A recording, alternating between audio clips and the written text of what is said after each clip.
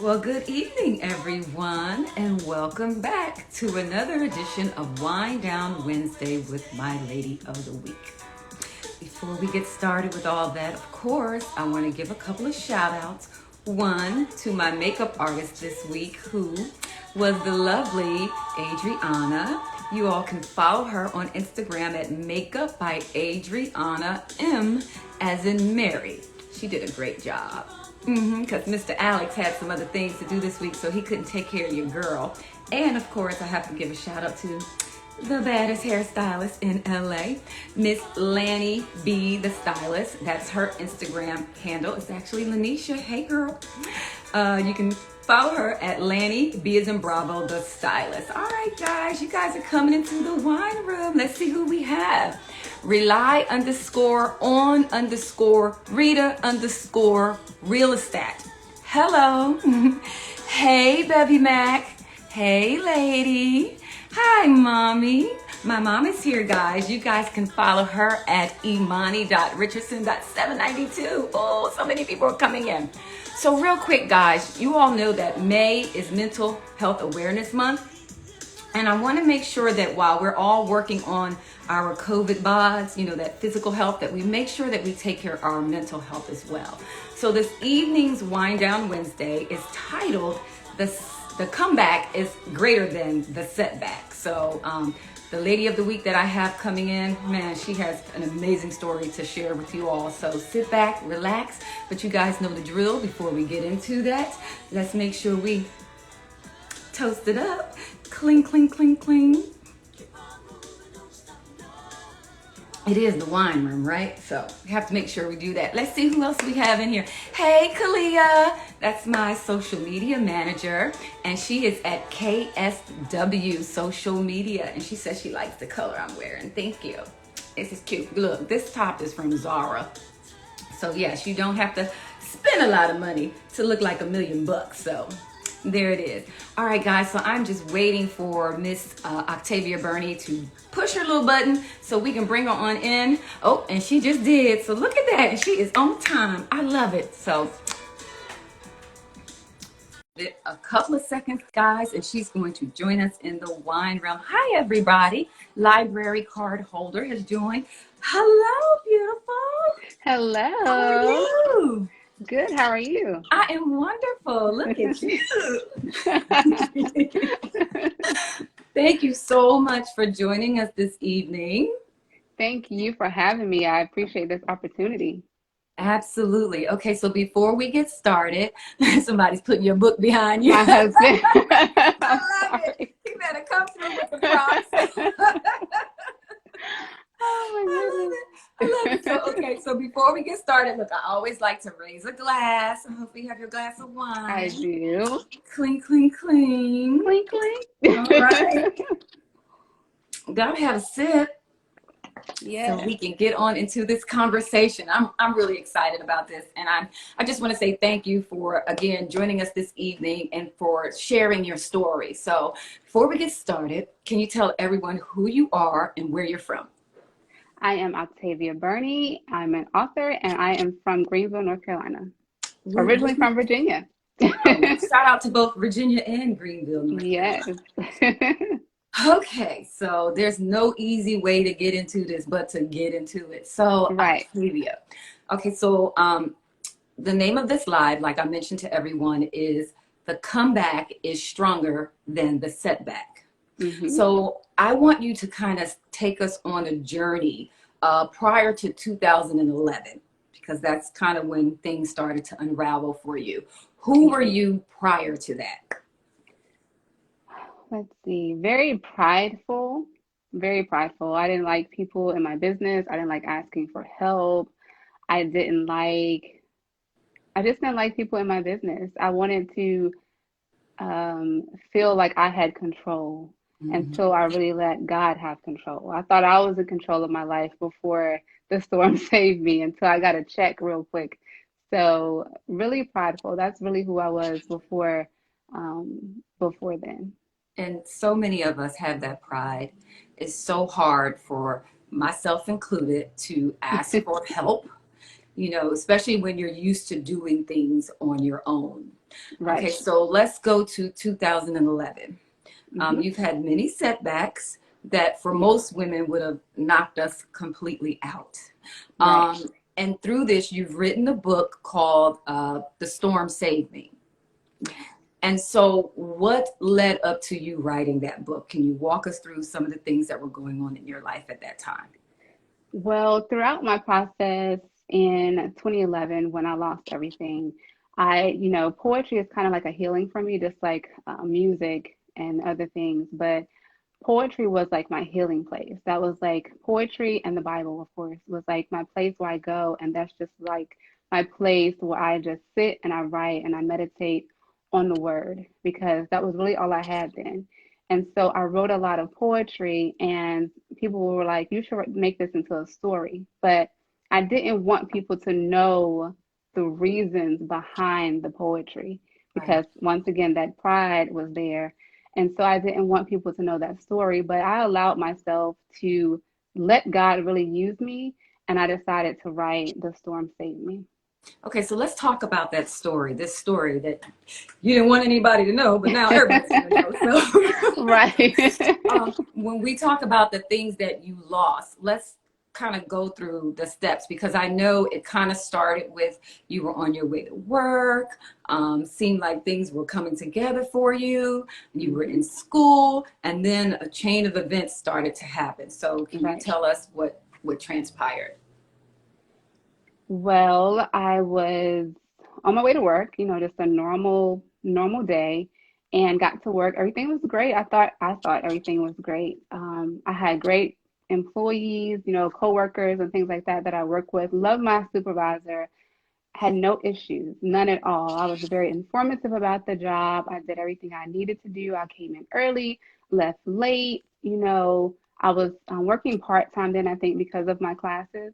Mm-hmm. And so going in, I had the perspective like everything was good. And so the end of the day, I get called into the office and they basically let me go. No reason, no explanation, no nothing. And that's when I was just like, okay, God, what is this? Like, what is happening right now? I'm thinking, things are going up and I'm about to go downhill is what I felt like. So that's how things were. And then after the job, it was one thing after the next. Right. And that's when I just kind of was like, okay, I don't really understand. I allowed stress to really get to me. I was really stressed out from, losing the job, losing the car, about to Right. get So hold on. evicted. Let's talk about that because you lost Okay. your job, Yeah. you lost your apartment, Yeah. you lost your car, Yeah. and I believe you lost your boyfriend too at the time. Before I lost the job, me and him, we broke up, but that was my decision. Okay, That was but I'm one I'm thing that was saying my though, but decision. it's still a list of Right. you know in Yes. in line with everything that's going on. So, what is your headspace as all of this is happening to you? Just really cloudy, not knowing what to expect next, not knowing what was happening, not wanting to ask anybody for help because, once Mhm. again, that pride. I didn't want to ask mommy for help. I didn't want to call my sisters and say, hey, baby sister needs some help. I didn't want to do any of that. So I was just like, my headspace was cloudy. I didn't know what to do. And I allowed that really to take over me at that moment, which is why the stress came in and the headaches and things of that nature. Because you went through a bout where you were experiencing like migraines. You went Yeah. to the hospital. They kind of didn't know what was going on for you. And one thing that you wrote in there, you said the pride was killing you through stress. Yes. So talk about that pride though, like because I really want to own in on that because we all have it. Right. You know what I mean? And again, I'm raising my hand because I'm one of those people that I don't like to ask for help, and I don't want the bottom to fall out before I allow myself to do that. So I want to talk through the process where you finally were like, look, I've had enough and I need some help. How did you come to that? It was really prayer. I would pray, pray, pray, pray. I wasn't sleeping because the headaches were literally taking over my life at that moment. I was having horrible headaches. I mean, headaches that made your teeth hurt. Mm-hmm. And I had to pray, pray, pray, pray, like seriously pray. Mm-hmm. And I remember my bishop called me and he prayed with me on the phone because he noticed I was missing church. And he prayed for me. And I was just like, okay, you know, what is happening? I need to ask someone for help. And I remember my sister called me and we were talking, and she was like, hey, come to Charlotte. She didn't know everything that I was going through. But me and my sisters and my family, we just have a connection that we can feel each other even when we're not Mm-hmm. in the same room. Mm-hmm. And she was like, hey, why don't you come to Charlotte and stay with us and we can do this and we can do that. And so I decided to go to Charlotte, and my sister helped me and helped me during that process because if not, you know, stress is a silent killer, Absolutely. and we don't know what would have happened if I would have allowed that stress to keep setting in and not doing what I know I should have been, which was ask for help. Mm-hmm. No, like I said, it's so true, and we all do it. And the stress works on us in different ways. You know, some people's hair fall out. You were having the headaches, so it's one of those things. And I tell everybody, asking for help is not a bad thing. You know, you're not a Right, coward because you ask for help. It's actually very brave, you know, to right. ask for help. And That okay, is very so true. you at the time, were you in school at that time too? That you were going through Yes, that? yes. I Okay. was in school. I had to, I think it was towards the end of the semester because this happened December, January. So in January, I was still in school, so I had to take a leave of absence. Okay. Okay, so then you suffered another setback. You have some third degree, were they third degree burns? Where you have on your back, your lower back, your neck? Yes, in 2018, actually the day before Christmas Eve, I was severely burned with second and third degree burns from my Wow. neck down to my buttocks. Wow. And so, girl, like I'm just trying to figure it out. Like I understand prayer works. Yes. But you are like the definition of resiliency and you know having some setbacks that you actually come back from. So how important as you're trying to heal from that is having your family and loved ones around you to help you get through that. Whew, it is very important. Like I feel like if I didn't have my husband there, if I didn't talk to my siblings, I don't know. I probably would have went into a depressive state Mhm. because my husband would just continually tell me how beautiful I was, and you know, he couldn't really hug me. He couldn't hug me for months because of the burns on my back and where they were located. He couldn't hug me for months, and so he would just give me so much joy. And then having my mother there, who is like a comedian, she would just cook for me. There were times I didn't have an appetite, and she would cook for me. She would make sure that I was taken care of. They were like my personal home care nurses, Mhm. and they really nursed me back to health because if they were not there, like I said, I probably wouldn't have went into like a depressive state. Mhm. And so now you have the burns, and so you have to wear, I guess, certain are they compression garments or something that you have to wear? And so at first, Yes, were you self-conscious about it? Like, what's your process in, you know, dealing with that? yes, I was very self-conscious about it. I was just like, I don't want to. My husband had to speak at an event, and I had to wear a gown, and I was just like, I don't want to wear this compression garment with a nice gown. I just felt like that's just going to throw the whole outfit off. Mm-hmm. And my husband was like, you know, who cares what anybody thinks? Like, Mm-hmm. why do you care? Like, and I was thinking about it as I was getting dressed, and I was like, you know what? I'm still here.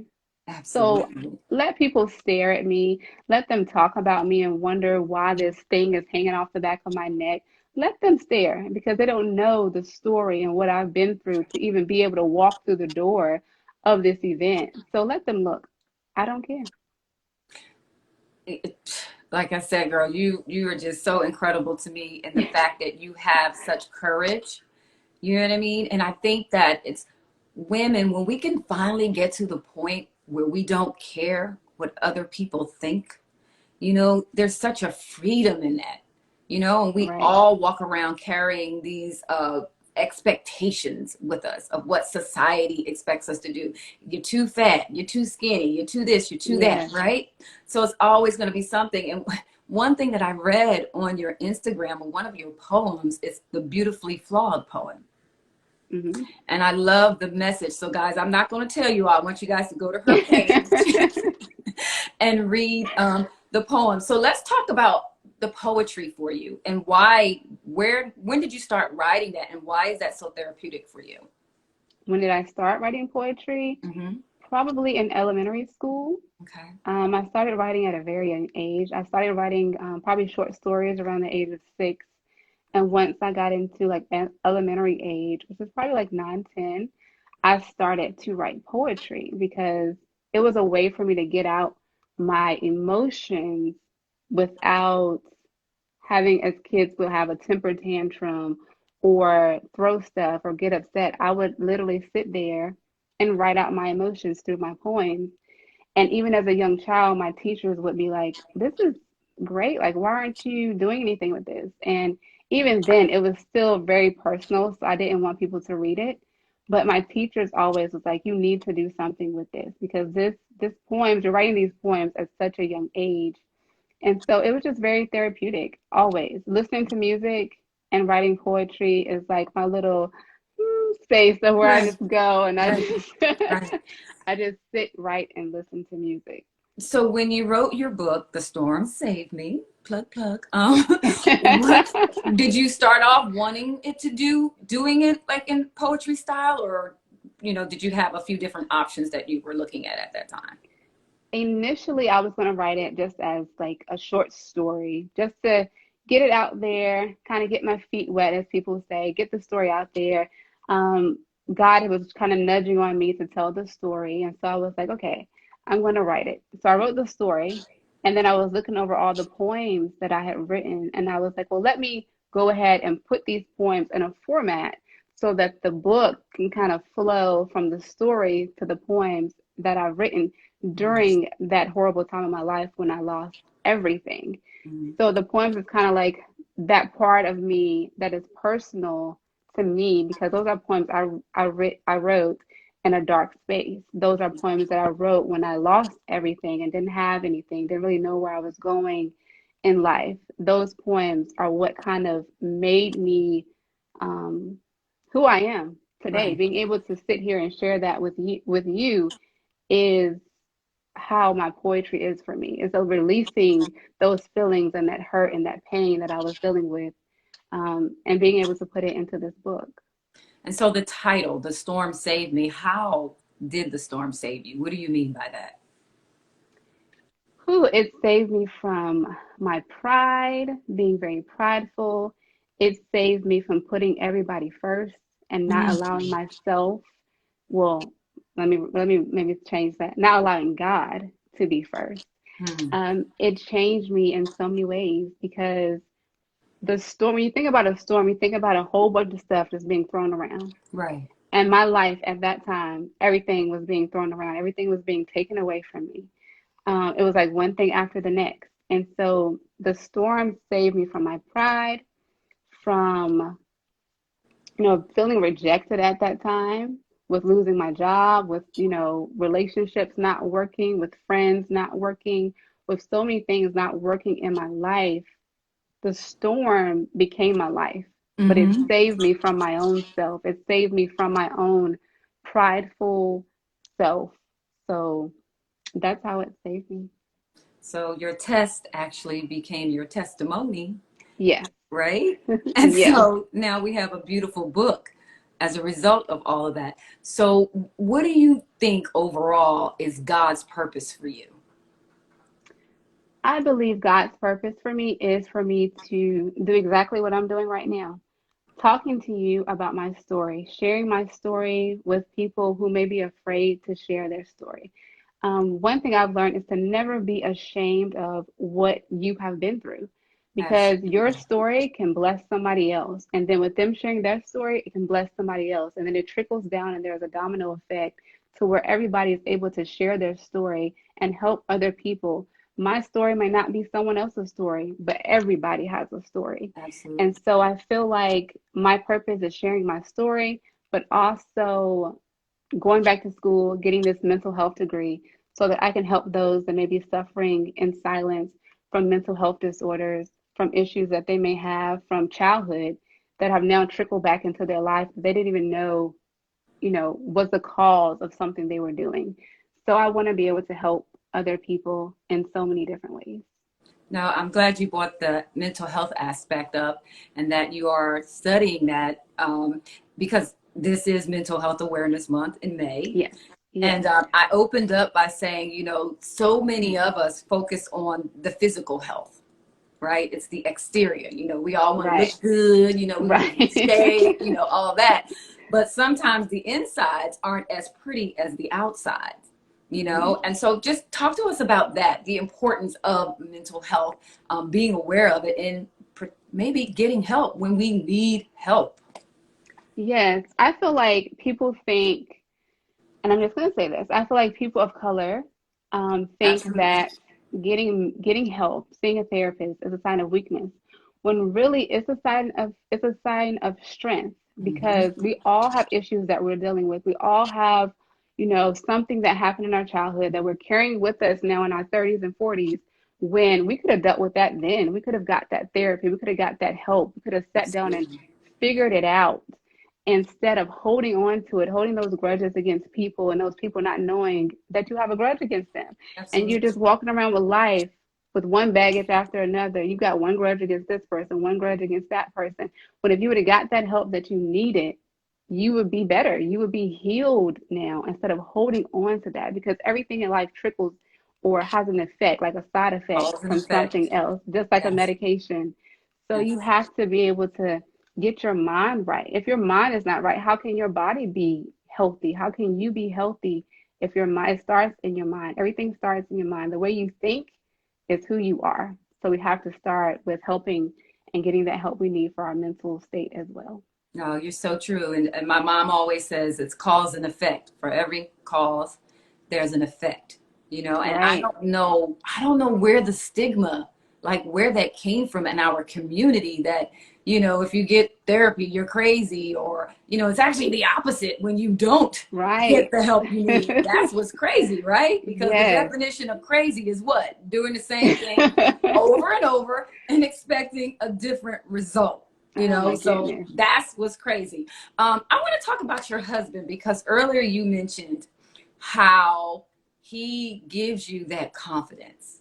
When you were Hmm. going to that ball or the outing, and he was like, wear it, do it. So I'm sure having him as a support system for you is like everything. So let's go on and shout him out and, tell us why that's important for you. Yes, shout out to my husband Joshua Burney. Hey, He's down. Joshua. Yes, he is downstairs taking care of our 8-month-old little I bit baby saw that in your boy. your hold up. First of all, your pictures, your pregnancy pictures were just beautiful. They were Thank so you. beautiful. And then wait a minute, hold up. But then your snapback game. I was like, what is this? What kind of witchcraft is this? Oh my goodness. So whatever you're doing, keep doing it, girl, because you look amazing. So Thank you so much. Thank yay. you. So Joshua, tell us about Joshua and how, he was there to help you through all of this. First of all, let me start off by saying, ladies, don't get mad when somebody leaves you because they're leaving you so God can give you what you deserve. So let Say it me again. first Hold start on. Say it off. again for the people in the back. Say it one more time, Octavia. Please say it. Don't be mad when somebody leaves you because God is setting somebody else up for you. So let them Mm, leave. They were just the setup so God can place somebody else in your life that will be that husband and that person that you need. Because not to say anything negative about my ex, but I don't think he would have been there for me as much as my mm, husband, who is my husband now, who you know, God sent. I don't think things would have went the way that they went, and I'm mm. so grateful for him, and I talk about him so much because people just don't understand. Like, Right. don't be mad at the person that left you. Let them leave. Let them go, honey. Right. Let them go. Let them Right. go so the right man can come into your life, because my husband is definitely God sent. And I fought with even dating him initially. And now I'm just like, oh my God, like what was wrong with me? But I'm so grateful for him because he is so helpful. Um, he's so helpful. He's always like telling me what to do. He pushes me and sometimes it gets on my nerves, but I'm so grateful for him for pushing me in the right direction. Right. Because some people can push you in the wrong direction, but he pushes me in the right direction, and we just kind of are there. Like we have a show, and he's the public speaking rapper with an English degree, and I'm the public speaking poet with a science degree, and we just talk about different things, I and love I it. can tell that God really put us together because we are perfect together. And I'm not saying Awesome. perfect like a perfect couple Right. because we have our Absolutely. No, I own things, understand. You just but fit. You God just sent fit. him, and we are, yeah. That's beautiful. Really, really beautiful. Okay, so what's next for you? What are you, where's I'm sorry, Octavia your phone was going? breaking. I couldn't hear you. I said, can you hear me? It's okay. Can you hear me now? Yes. Okay, I said, what's next for you? Where are you headed next? What's on the horizon for you? Graduating school, Okay. and then I'm coming out with a children's book later this year, which I can't give too much detail about, Okay. but it's about my situation. It's something about the situation with my burns, but Okay. it's a children's book. I love it. And so where can everybody find your book, The Storm Saved Me? Where can we find your book? Can you hear me, Octavia? It is on my website, www. Yes, it's kind of going in and out like you're frozen right now, but I can still hear you. Okay. Can you hear me? I can. Yes, yes, yes, yes. Can you hear me? I can. I can hear you. Uh-oh. Okay. Um, my book, Okay, we're freezing. I don't know what's going on. She's buffering. Either I'm buffering or she's buffering. Let's give it a second, guys, and let's see if she comes back or if I come back. Oh. Let me see. I'm gonna go out, Octavia, and then I'm gonna bring you back in. Let's see if that works. Let's see what's going on here. Let's see, let's see, let's see, let's see, let's see. No, we are buffering. Oh. Okay, guys. I'm gonna see if she can come back in. Are you guys still with me? Yay, you guys are still okay. Let's see if she pushes her button. Let me see if I can find her to bring her back in. I'm sending a request to her. I hope you guys are still there. Somebody send me a wave to let me know that you're still there. There you go. good. All Sorry about right. that. I don't know what happened. Okay. You were saying, where can we find your book? Okay. Uh-oh. It's www.octaviaburney.com. I know you guys can hear me, but I can't see or hear her. So let's see. Somebody's waving. She's trying to come back in. Let's try this again. All right, we're gonna try it one more again, guys. Let's give it one more try. All righty, hold on. Let's see if I can get her to come back in. Okay, so the book is at www.beyondhereyes.com. I'm going to try one more time, see if we can bring her in. And if not, guys, then you all have the information. And then you all can also go over to my website at heyladybytanya.com to read her bio. And you can find out more details about her book. So I'm going to see if she comes in one more time. Let me see if I can grab her in. Child, this is what happens when you live. Things happen. But there you go. All right, we're going to try this one more time. I see you, but you can't hear me. Octavia? Octavia? Nope, you keep buffering on your end. So everybody can hear me. But I don't think they can hear you.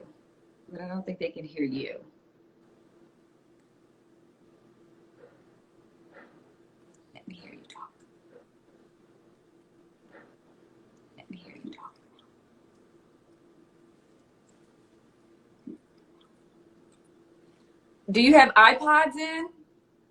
You might have to disconnect the iPod. Do you have, There you can go. you hear me? Yep. I can hear you. You can hear me now? Yes. Okay. I don't know what happened. I'm sorry. It's okay. It's okay. It's okay. Okay. I don't know what's I was happening. It asking you. keeps freezing. Okay. Where can we find your book?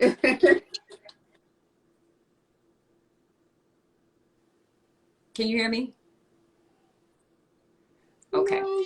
All right. So I'm I gonna remember let the you last go. question you asked me. Where can we find your book?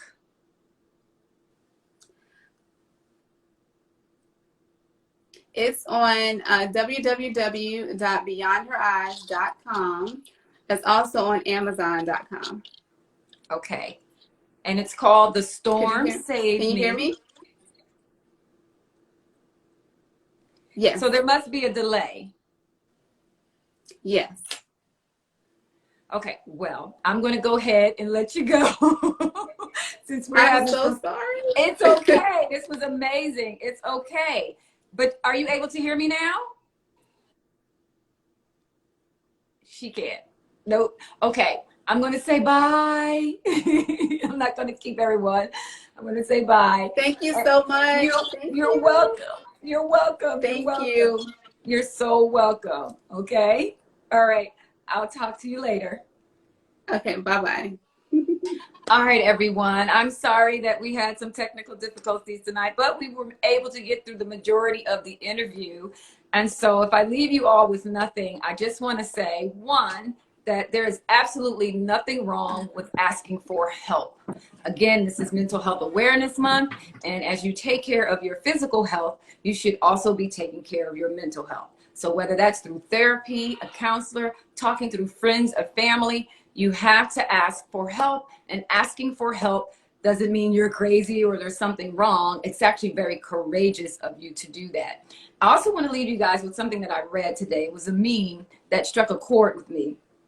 And it said, write down everything you've been through in life. The next time you are going through something, read what you've already been through.